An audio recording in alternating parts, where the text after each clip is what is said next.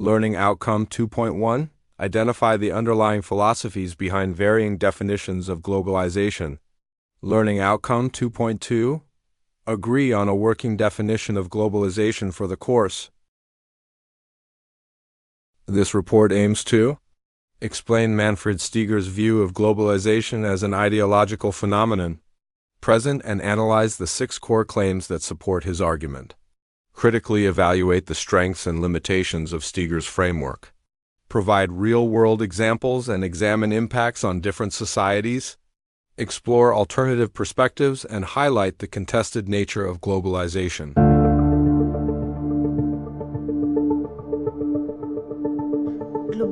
Good day, everyone. Today, we're going to talk about the ideologies of globalization. Globalization is often understood as an economic process involving trade, investment, and technology. However, Manfred B. Steger argues that globalization is deeply ideological. According to him, globalization is supported by a dominant belief system known as globalism that promotes free markets, neoliberal values, and global integration as natural and desirable developments. This ideology shapes how globalization is discussed and justified in politics, economics, and culture.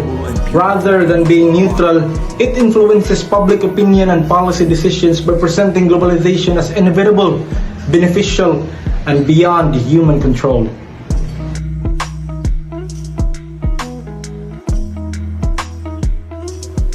Overview of Steger's ideology of globalization. So, Steger explains that contemporary globalization is largely driven by neoliberal ideology, which emphasizes the regulation, privatization, and free trade. This ideology portrays globalization as a positive and unstoppable force that benefits all societies in the long run. So Steger referred to this belief system as globalism, an ideology that simplifies complex global processes and presents them as natural and avoidable. So globalism spreads through political leaders, international institutions, media narratives, and academic discourse, creating a shared worldview that strongly influences global economic and political policies. This ideology is expressed through 6 core claims that frame how globalization is understood and defended. Claim 1. Globalization is about liberalization and global integration of the market. This claim presents globalization as the removal of barriers and integration of national economy into a single global market. It emphasizes free trade, privatization, and deregulation as essential for economic efficiency and growth. This reflects neoliberal belief that markets perform better with minimal government intervention. Supporters argue that open market increases productivity and prosperity. Critics, however, point out that weaker economies and local industries often struggle to compete under such conditions. Manfred Steger proposes semantic chain for this claim. It starts with globalization, market, liberty, and then integration. The example of these claims are the WTO or the World Trade Organization and ASEAN Free Trade Agreement. Now, let's talk about the pros and cons of these claims. The pros of these claims are first, it increases trade opportunity because liberalizations allow countries to sell their goods and services beyond their borders, expanding market for businesses and encouraging international investment and partnership. Second is economic growth because open market attracts foreign investors, improve efficiencies, and also stimulate competition, which can lead to a higher productivity and national economic growth. And last is great access to global products. Here, consumers benefit a wider variety of services and goods, and it's improved their living standards and also consumers' choices. And now let's go to the cons. The cons of these claims are first, it has a weaker protection for local industries because small and local businesses often struggle to compete with large multinational corporations, leading to business closure and reduced local production. Second is job displacement. Here, many companies relocate their businesses or production to countries with cheaper labor, leading to unemployment and job insecurities to the affected sector. And lastly is the economic inequality, which is very common in our country because the benefit of the market integration often distributed unevenly, where the wealth concentrates among corporations and well-developed economy, while the poorer nation and marginalized group often gain less. Claim number 2. Globalization is inevitable and irreversible. This claim portrays globalization as an unstoppable result of global independence and technological advancements. Developments in transportation, communication, and finance are often cited as forces that make global integration unavoidable. Stiger criticizes this narrative for discouraging political debate and limiting alternative models.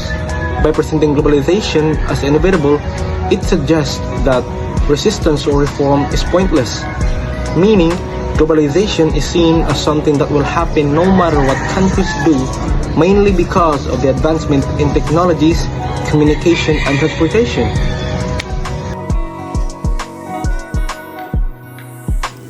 Faster innovation encourages quicker development of new ideas, technologies, and solutions through global collaboration.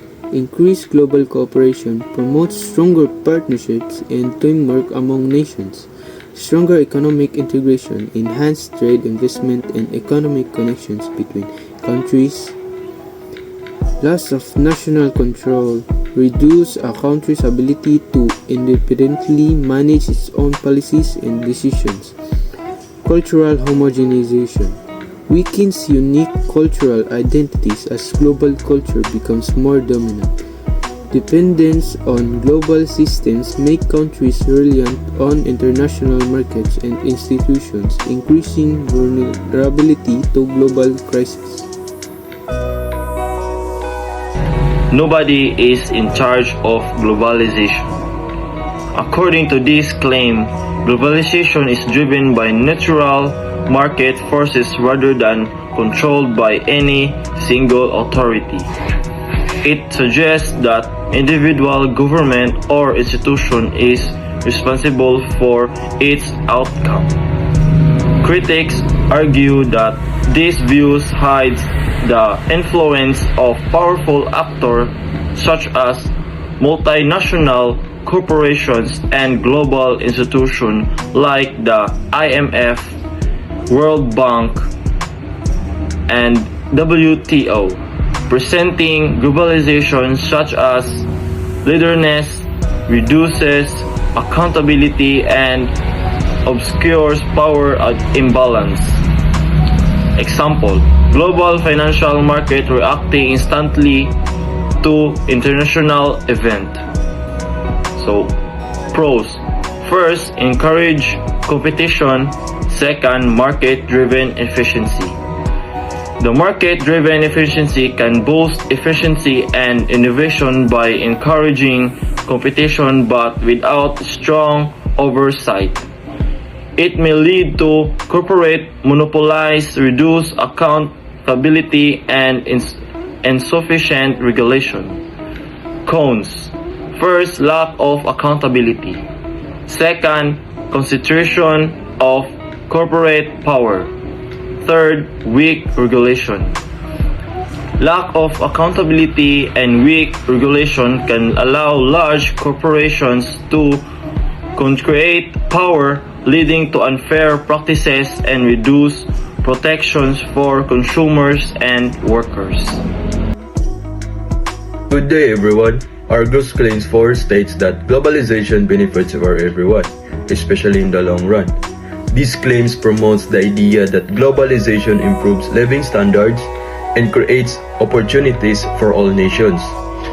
It highlights economic growth, job creation, and access to global markets, such as shared benefits.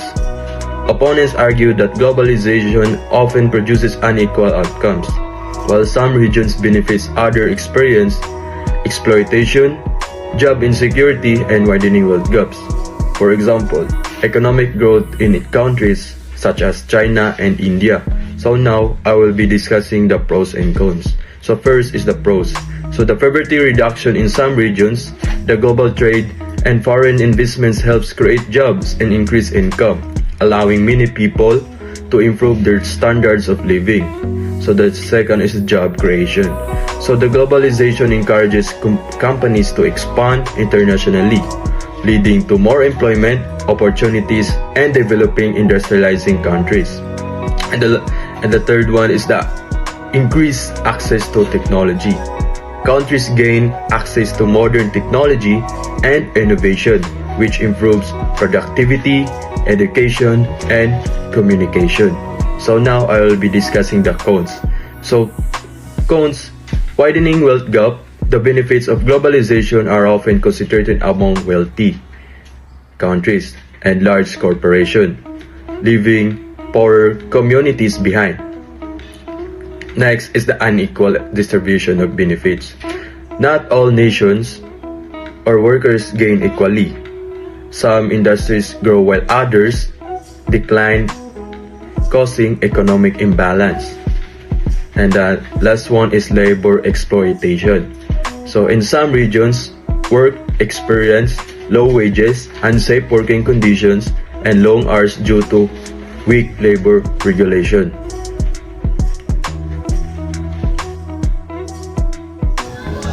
Claim 5. Globalization furthers the spread of democracy in the world. Supporters of globalization believe that economic openness leads to political liberation and democratic governance. The assertion is the free markets promote individual freedoms, institutional reforms.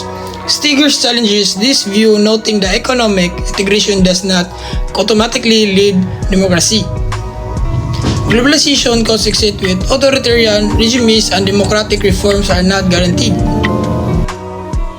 Example: countries adopting political reforms after economic integrations. First, political reforms countries may improve laws and governance, increase human rights awareness, more attention is given to protecting people's rights. Greater international cooperation, countries work together more on global issues. Cons: Western dominance, Western countries may be influence or control decisions. Cultural imposition, local tradition may be replaced by foreigner ideas. Political instability, change can sometimes cause conflicts or government problems.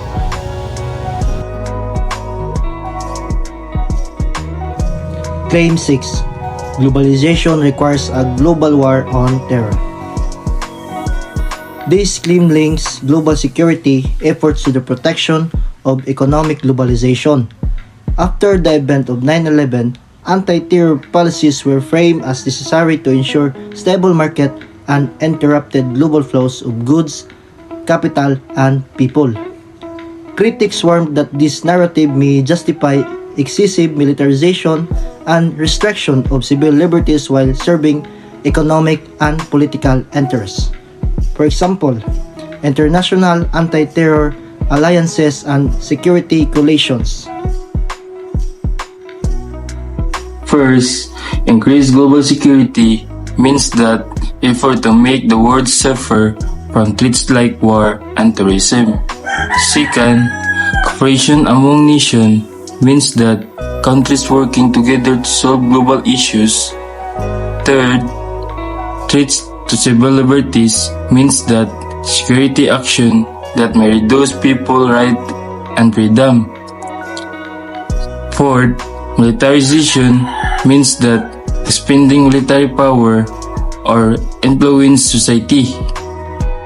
Lastly, political manipulation means that using information or power control public opinion for political benefit. So, for conclusion, Manfred Stiglitz' analysis highlights the importance of ideology, particularly neoliberal globalism. and shaping how globalization is understood and justified. However, critics argue that his framework overemphasizes ideology while underestimating material and technological forces, reflects a Western-centered perspective, gives limited attention to grassroots resistance and global South agency, treats globalization as a single ideology, overlooking alternative models, may underplay the influence of citizens, governments, and democratic action. Despite these limitations, Steger's work remains essential for understanding the ideological dimensions of globalization. It should be read alongside alternative perspectives that emphasize social justice, local agency, and globalization as contested and evolving process.